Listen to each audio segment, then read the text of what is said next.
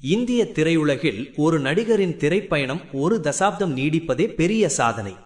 அதிர்ஷ்டம் இருந்தால் 2 தசாப்தங்கள் வரை நீடிக்கலாம். ஆனால் சவுகார் ஜானகியின் திரைப்பயணம் அப்படிப்பட்டது அல்ல.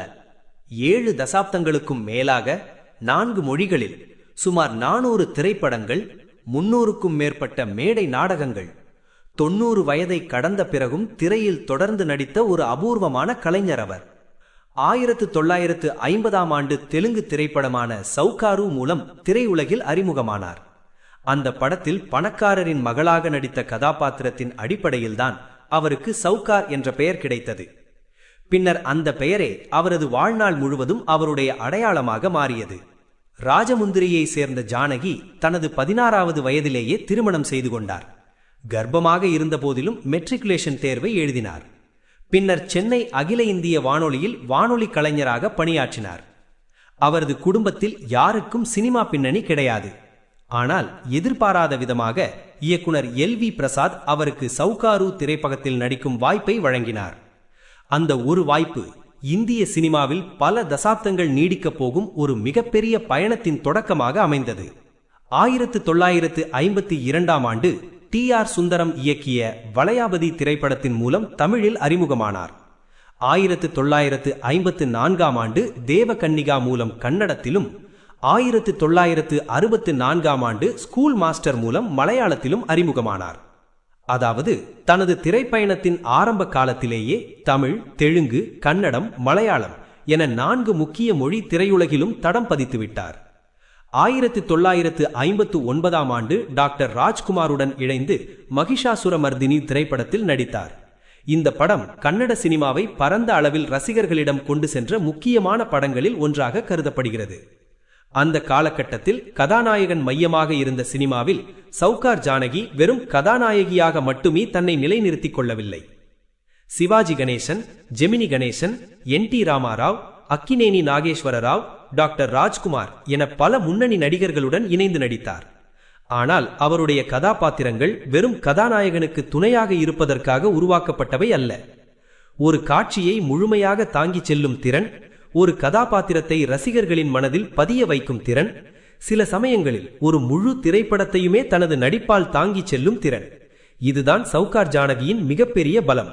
அவரது திரைப்பயணத்தில் முக்கியமான படைப்பாற்றல் கூட்டணிகளில் ஒன்று இயக்குனர் K. பாலச்சந்தருடன் அமைந்தது. பெண்கள் பொதுவாக பொறுமையான மனைவி, அன்பான தாய் அல்லது கதாநாயகியின் காதலி என்ற குறுகிய வட்டத்திற்குள் மட்டுமே எழுதப்பட்ட காலத்தில் பாலச்சந்தர் பெண்களுக்கான கதாபாத்திரங்களை வேறு கோணத்தில் உருவாக்கினார். கோபம் கொண்ட பெண்கள், சிக்கலான மனநிலை கொண்ட பெண்கள், அறநெறியில் தெளிவில்லாத கதாபாத்திரங்கள், ரசிகர்கள் உடனடியாக விரும்ப முடியாத அளவுக்கு வித்தியாசமான கதாபாத்திரங்கள், இந்த எல்லா வேடங்களுக்கும் சவுகார் ஜானகி உயிர் கொடுத்தார். திருநீலகண்டர், புதிய பறவை, பாடசாரி, தங்கப்பதுமை உள்ளிட்ட பல திரைப்படங்கள் அவரது நடிப்பு திறனை மேலும் வெளிப்படுத்தின. பின்னர் 1970களில் சினிமாவின் கதாநாயகி என்ற வரையறை மாறத் தொடங்கியது. புதிய தலைமுறை இளம் நடிகைகள் முன்னணி இடத்தை பிடிக்க தொடங்கிய போது அவரது தலைமுறையை சேர்ந்த பல நடிகைகள் சினிமாவிலிருந்து விலகினர். ஆனால் சவுகார் ஜானகி மட்டும் விலகவில்லை. மாறாக அவர் தன்னையே மாற்றிக்கொண்டார். கதாநாயகியிலிருந்து குணச்சித்திர நடிகையாக மாறினார்.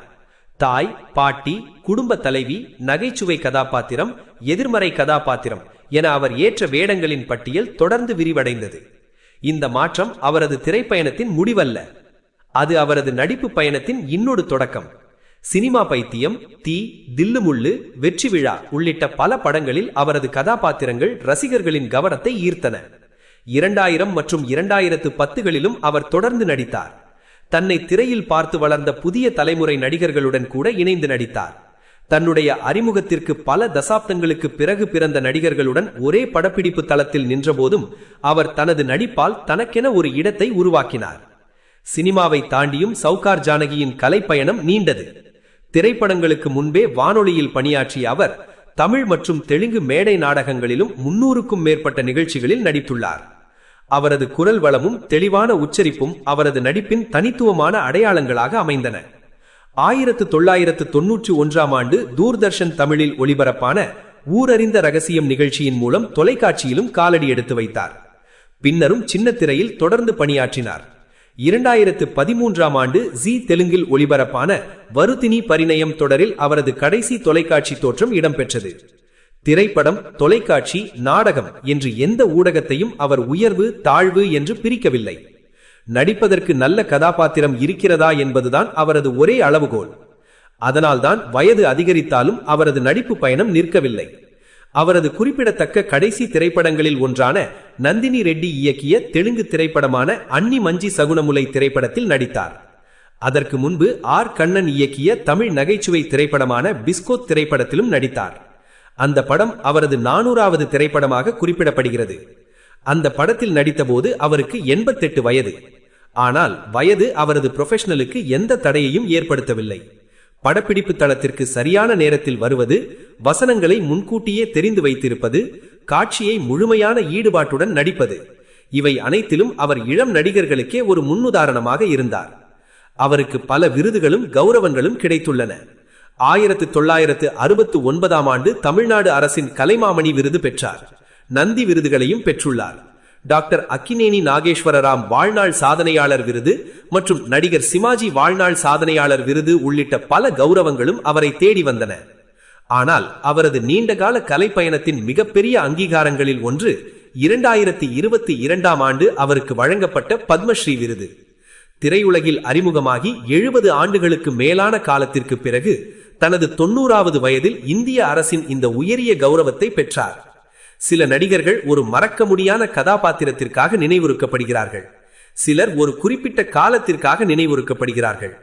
ஆனால் சவுகார் ஜானகி ஒரு கதாபாத்திரத்திற்காகவும் அல்ல, ஒரு காலத்திற்காகவும் அல்ல, பல தலைமுறைகள் கடந்து தொடர்ந்து நடித்த ஒரு முழுமையான கலைஞராகவே நினைவுறுக்கப்படுகிறார். 1950இல் தொடங்கிய பயணம் 4 மொழிகளில் விரிந்தது.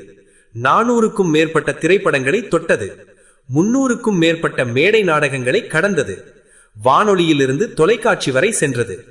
90 வயதை கடந்த பிறகும் திரையில் தொடர்ந்தது.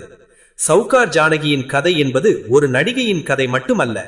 காலம் மாறினாலும் தலைமுறைகள் மாறினாலும் உண்மையான திறமைக்கு வயது ஒரு தடையில்லை என்பதற்கான ஒரு மிகப்பெரிய உதாரணம். அதனால்தான் இந்திய சினிமா வரலாற்றில் சவுகார் ஜானகியின் பெயர் ஒரு நடிகையாக மட்டுமல்ல, ஒரு சகாப்தமாகவும் என்றும் நிலைத்திருக்கும்.